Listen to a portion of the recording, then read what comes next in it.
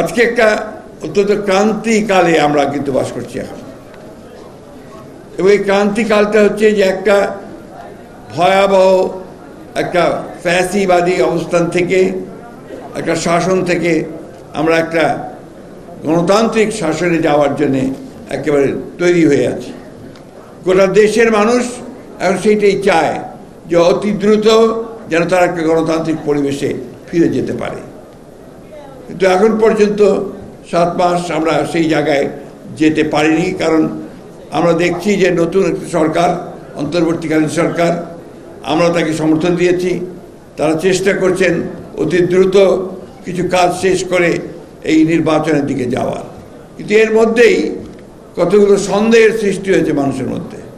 সেই সন্দেহটা হচ্ছে যে আদৌ নির্বাচনটা এরা আন্তরিক কিনা। কারণ আছে এই সন্দেহ সৃষ্টি হওয়ার।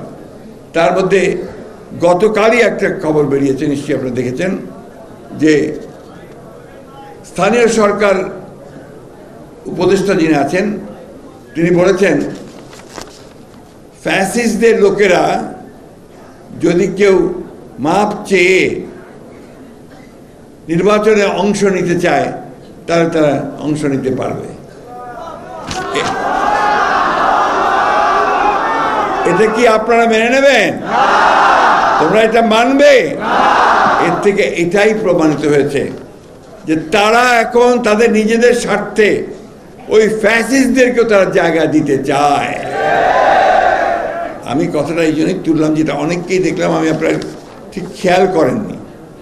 এই কথাটা কালকে স্থানীয় সরকার উপদেষ্টা বলেছেন, হুইচ ইজ ডেঞ্জারাস। তার মানে কি আমরা এটা মনে করব যে তারা সরকারে থেকে তাদের দল গোছানোর জন্য তারা বিভিন্ন রকম কৌশল নিচ্ছেন? সেই কৌশল নিলে তো আমরা তা হতে দেব না, এই দেশের মানুষ তা হতে দেবে না। আমরা সেই যে খুব পরিষ্কার করেই বলছি, অবশ্যই নতুন যে কোনো রাজনৈতিক দলকে আমরা স্বাগত জানাবো। ছাত্র সংগঠন ইতিমধ্যে করেছেন, আমরা স্বাগত জানাচ্ছি।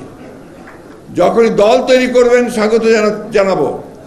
তার অর্থ এই নয় যে আপনারা সরকারে বসে সরকারের সমস্ত সুযোগ সুবিধা নিয়ে আপনারা আপনাদের দল গঠন করবেন, সেটা কখনোই মেনে নেওয়া হবে না। আমি আবারও বলতে চাই অন্তর্বর্তীকালীন সরকারকে এবং সরকার প্রধানকে যে আপনি অবিলম্বে এই বিষয়গুলো ব্যবস্থা নিন, তাহলে জনগণের যে আস্থা আপনাদের উপরে আছে সে আস্থাও আপনাদের উপরে আর থাকবে না। আমি যখন প্রথম বলেছিলাম যে যদি এই অন্তর্বর্তী সরকারের কেউ নিরপেক্ষতা হারায় তাহলে আরেকটি নিরপেক্ষ সরকারের প্রয়োজন হবে বলেছিলাম না? কেন বলেছিলাম তা এখন প্রমাণ হচ্ছে। তখন তিনি বলেছিলেন যে আমি নাকি 1-11 দিকে নজর দিচ্ছি। আমরা 1-11 ভুক্তভোগী।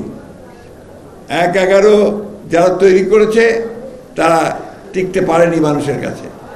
আবারও হুঁশিয়ার করে বলে দিতে চাই, যদি আবার কেউ সেই 1-11 কথা চিন্তা করেন, গণতন্ত্রকে বিসর্জন দিয়ে আবার সেই একদলীয় শাসন বা ফ্যাসিস্ট আন্দোলন, ফ্যাসিস্ট সরকারের দিকে যেতে চান, তাহলে কখনোই জনগণ তা মেনে নেবে না।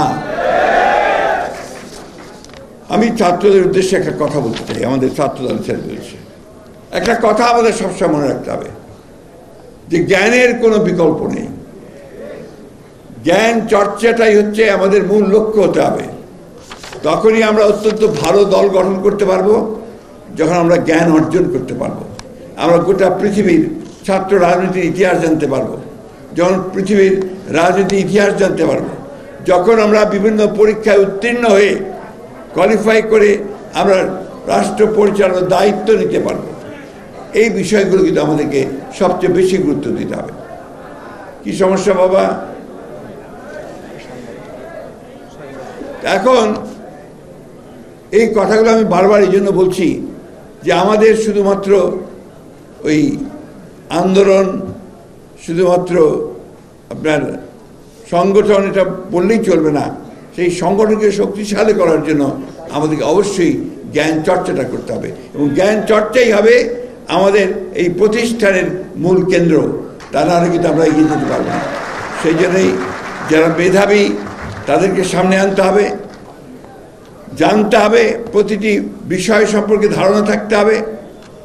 আমি নিজে ছাত্র রাজনীতি প্রোডাক্ট। আমি সে অনেক আগে, তোমাদের বহু আগে 60-এর দশকে আমি ছাত্র রাজনীতি করেছি ঢাকা বিশ্ববিদ্যালয়ে।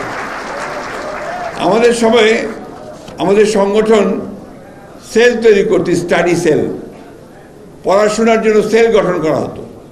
সেখানে পড়াশোনা হতো, পরীক্ষা হতো, তারপরে প্রমোশন হতো। পদের প্রমোশন নির্ভর করত যে আমি কতটুকু জানি তার উপরে। এই বিষয়টা যদি আমরা চালু করতে পারি আমাদের ছাত্রদলের মধ্যে, তাহলে নিঃসন্দেহে ছাত্রদল হবে সবচেয়ে শক্তিশালী সংগঠন। আমি এই অনুরোধ রাখবো যে এই ধরনের চিন্তাভাবনাগুলো নিয়ে আসতে হবে। গোটা পৃথিবী এখন একটা বলা যেতে পারে ট্রানজিশনাল পিরিয়ডে আছে। ডান দিকে যাচ্ছে, বাম আর ডান দিকে যাচ্ছে তারা, অর্থাৎ কিছুটা উগ্রবাদ, কিছুটা জোর করে চাপিয়ে দেওয়া, কিছুটা সাধারণ মানুষকে বাদ দিয়ে শুধুমাত্র মুষ্টিমেয় কিছু লোকের স্বার্থ সিদ্ধি করার জন্য যেন রাষ্ট্রগুলো সেই দিকে যাচ্ছে এবং জনগণও সেই দিকে যাচ্ছে। কারণ সাম্প্রতিককালে যে ভোটগুলো হয়েছে, নির্বাচনগুলো হয়েছে, সেই নির্বাচনে আমরা দেখলাম যে এমন এমন ব্যক্তি নির্বাচিত হচ্ছেন যারা ঠিক জনগণের পক্ষের লোক নন। আজকাল তোমরা খেয়াল করে দেখবে যে আলোচনা হয়, যে কথাবার্তা হয়, সেখানে সাধারণ মানুষের কথা খুব কম থাকে। আমাদের দলের প্রতিষ্ঠাতা, যার আদর্শের উপর ভিত্তি করে তোমরা ছাত্র সংগঠন করছো, ছাত্রদল, তিনি কিন্তু পুরোপুরিভাবে ওই সাধারণ মানুষের মানুষ ছিলেন। তার প্রতিটি কাজে, তার প্রতিটি কথায় ওই সাধারণ মানুষের উন্নতি কী করে হবে, তার আয় কী করে বাড়বে, তার সন্তানেরা কিভাবে ভালো থাকবে, এই যে চিন্তা, এই চিন্তা তিনি করতেন। যার ফলে তিনি যখন গণতন্ত্রে ফেরত আসলেন, সেই ফেরত আসার পরে প্রথম কাজ যিনি নিয়েছিলেন সেটা হচ্ছে অর্থনৈতিক সংস্কার। এবং অর্থনৈতিক সংস্কারের মধ্যে প্রথম যে কাজটি তিনি করেছিলেন, যে তার আগে বাংলাদেশ ছিল একটা বদ্ধ অর্থনীতি, সমাজতান্ত্রিক অর্থনীতির কথা বলে একটা ভুল ধারণা দিয়ে সমস্ত মানুষের যে মেধা আছে, তার যে নিজেকে বিকশিত করবার যে ক্ষমতা আছে, তার নিজে যে উদ্যোগী হওয়ার যে ক্ষমতা আছে, তার নিজে যে বিনিয়োগ করবার ক্ষমতা আছে, সেটাকে রুদ্ধ করে দেওয়া হয়েছিল। শহীদ প্রেসিডেন্ট জিয়া রহমান সেটাকে পরিবর্তন করে বেসরকারি খাতে বিনিয়োগ মুক্ত বাজার অর্থনীতি চালু করেছেন। ফলে কি হয়েছে, অর্থনীতিতে একটা নতুন ধারার সৃষ্টি হয়েছে, যে ধারার মধ্য দিয়ে উৎপাদন বৃদ্ধি পেয়েছে, মানুষের আয় বৃদ্ধি পেয়েছে, দেশের অবস্থার পরিবর্তন হয়েছে। কৃষিতে তিনি বিপ্লব ঘটিয়েছিলেন। শেখ মুজিবুর রহমান সাহেবের সময়ে তাদের দুঃশাসনের কারণে দুর্ভিক্ষ হয়েছিল, লক্ষাধিক মানুষ না খেতে পেয়ে মরে গিয়েছিল। অথচ শহীদ প্রেসিডেন্ট জিয়া রহমান সাহেব রাষ্ট্রপতির দায়িত্ব নেওয়ার পরে অতি অল্প সময়ের মধ্যে খাদ্যে উদ্বৃত্ত হয়ে গেলাম আমরা। এটা শুধুমাত্র তার যে বিপ্লবী চিন্তা ছিল, যে কৃষি বিপ্লব, সবুজ বিপ্লব, সেই কৃষি বিপ্লব তিনি সফল করেছিলেন। তিনি নিজে গ্রামে গ্রামে ঘুরতেন, রাস্তায় রাস্তায় চলতেন। এটা ছিল তার খাল খনন কর্মসূচি, আরেকটা কাজ ছিল যেটা দিয়ে তিনি সেই কাজগুলোকে এগিয়ে নিয়ে যেতেন। অর্থাৎ দেশের উন্নয়নের জন্য, মানুষের কল্যাণের জন্য, মানুষের অবস্থার পরিবর্তনের জন্য সেই কাজগুলো তিনি করেছিলেন। শিক্ষা, এই অন্তর্বর্তীকালীন সরকার অনেকগুলো সংস্কার করেছে, সংস্কার কমিশন তৈরি করেছে। শিক্ষার কমিশন নাই, শিক্ষার উন্নয়ন কিভাবে হবে তার কমিশন নাই। আর একটু পানি দিতে, সবচেয়ে বেশি ক্ষতিগ্রস্ত যদি কোনো খাত হয়ে থাকে সেটা হচ্ছে শিক্ষা খাত। তোমরা ভালো বলতে পারবে আমার চেয়ে।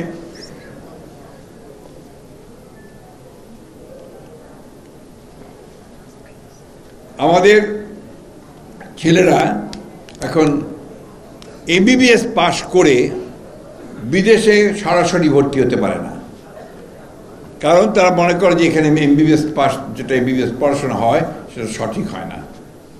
আমাদের ছেলেরা যারা এখান থেকে মাস্টার্স করে যায় বিদেশে পড়ার জন্য যেতে হবে, তাদেরকে আবার ল্যাঙ্গুয়েজ টেস্ট দিতে হয়, বিভিন্ন রকম টেস্ট দিতে হয়, দিয়ে তারপরে তারা যায়।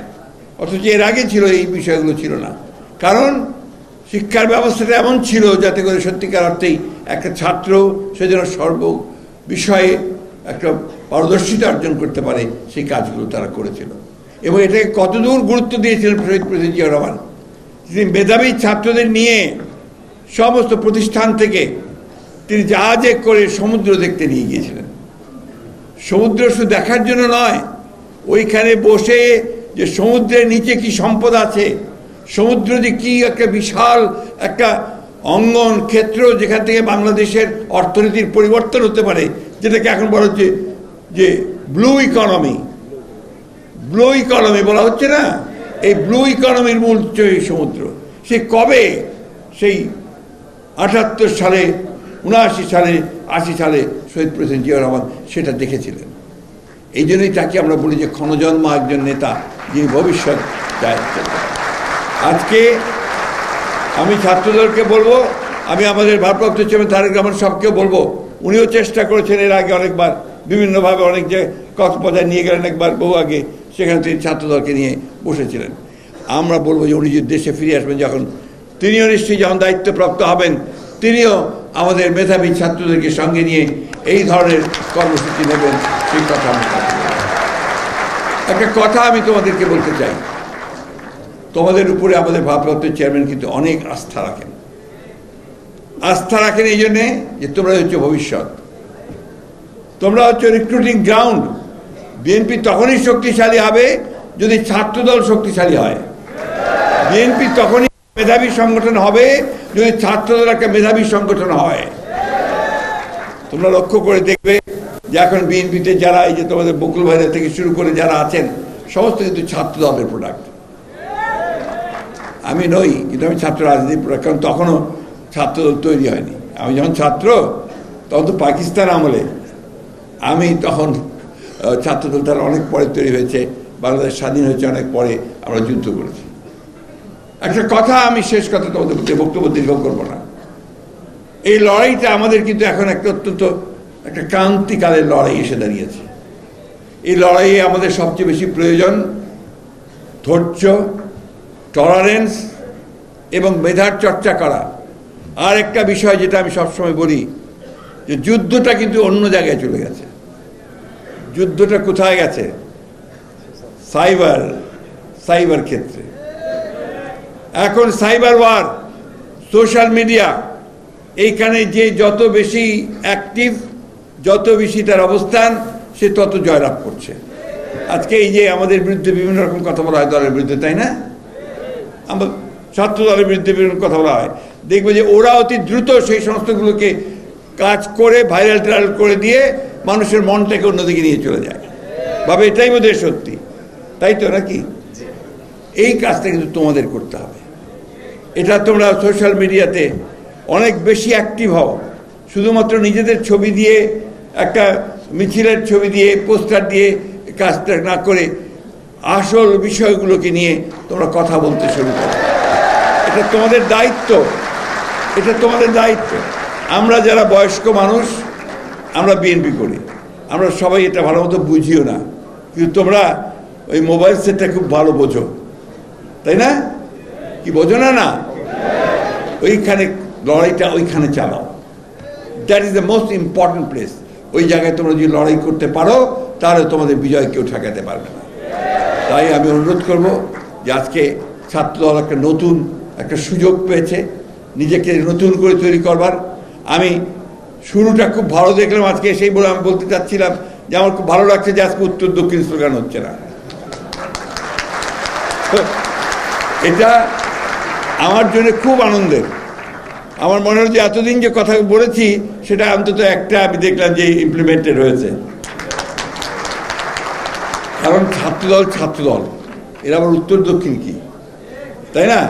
আর আমরা যে স্লোগান দিই মাঝে মাঝে, অমুক ভাই এগিয়ে চলো, আমরা আছি তোমার সাথে, বলি না? এটাও দরকার নাই।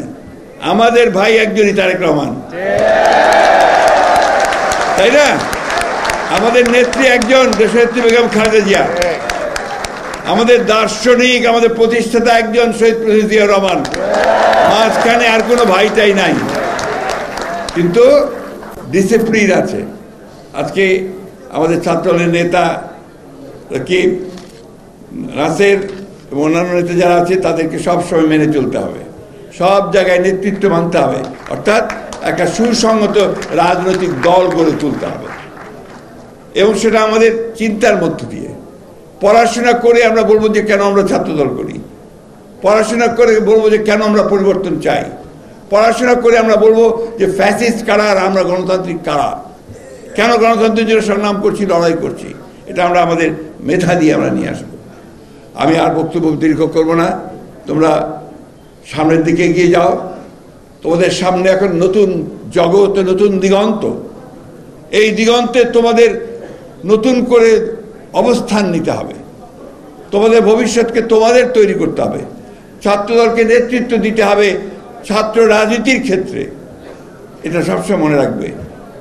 এটা একটা বড় শিক্ষা প্রতিষ্ঠান ভিত্তিক সংগঠন গড়ে তুলতে হবে, শুধু মহল্লা ভিত্তিক সংগঠন করলে হবে না।